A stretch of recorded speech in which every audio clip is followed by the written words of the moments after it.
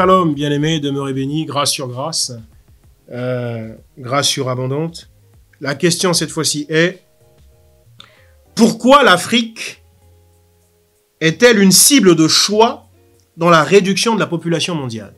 Alors peut-être qu'en post-production, ils trouveront un moyen d'écourter la chose, mais en tout cas, la question pour l'instant est sous cette forme-là.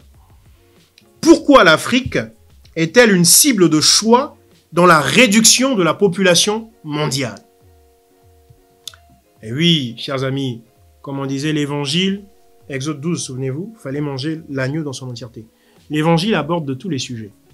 Les sujets sociaux, sociétaux, financiers, économiques, politiques, conjugaux, sentimentaux, et physiologiques, etc. Vous voyez, l'évangile aborde de tout. Et cette question-là, effectivement, parle de quelque chose de sociétal et même de racial. L'évangile aborde aussi les familles humaines, les ethnies et plein d'autres choses comme ça. Bref, les races. Oui, il est évident que l'Afrique est sans aucune protection sur le plan visible, sur le plan politique.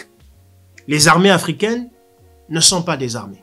Non pas que je veux le faire injure aux armées, mais pour la plupart du temps, c'est un groupe de miliciens qui est là pour protéger celui qu'ils appellent président de la République.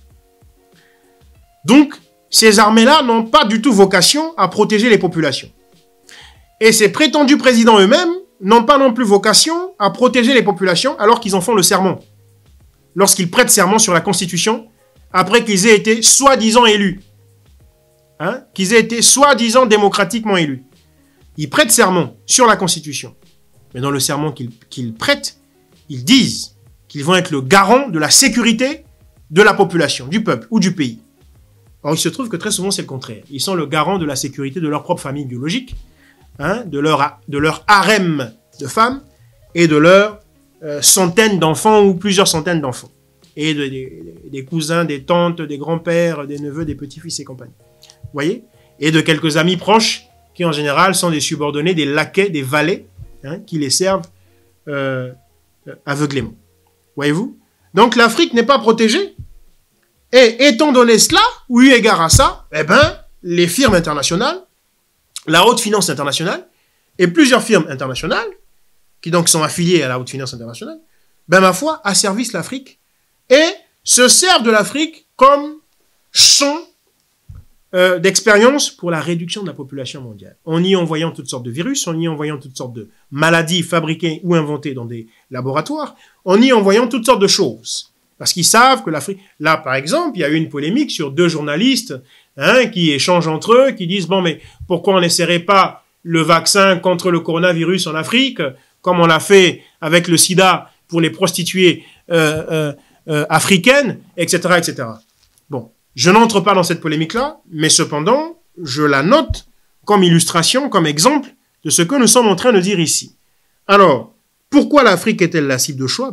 Encore une fois, parce qu'elle est sans protection. Il n'y a pas d'armée africaine. Il n'y a pas d'armée, même pour les enclos coloniaux d'Afrique, pour les soi-disant pays qui en vérité ne sont que des enclos coloniaux. Mais ces pays-là n'ont pas d'armée. Il y a des milices qui existent, qui sont là pour protéger et assurer la sécurité des biens volés par les dirigeants locaux. Mais ils ne sont nullement là pour protéger les populations. Vous voyez? Et donc l'Afrique est sans défenseur, sans protecteur, si ce n'est Dieu pour ceux qui croient. Voilà. Donc effectivement, et pour ces raisons-là, elle est la cible de choix de toutes sortes d'expériences de Frankenstein ou de tout autre savant fou. Voilà. Demeurez bénis. Shalom.